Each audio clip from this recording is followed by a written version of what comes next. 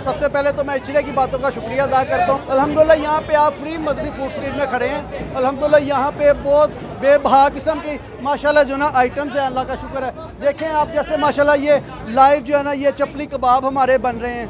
ये देखें, ये चिकन के चपली कबाब हैं। उसके अलावा वो फ्राइड चिकन देखें माशाल्लाह तैयार हो रहा है।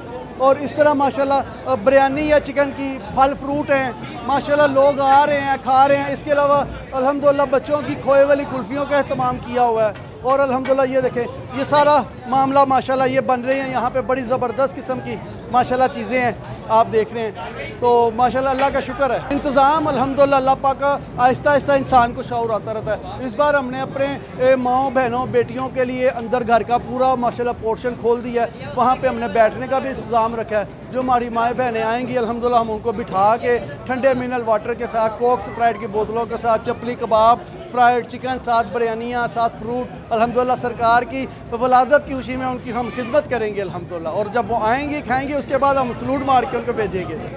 और ये सिलसिला कितने अरसे से जारी है? ये अल्हम्दुलिल्लाह ये 34वां सालाना अल्हम्दुलिल्लाह हमारा प्रोग्राम है। 34 साल हो गए हैं हमें माशाल्लाह ये फ्री मदनी फूड स्ट्रीट लगाते हुए इचड़ा बमबास चौक पे।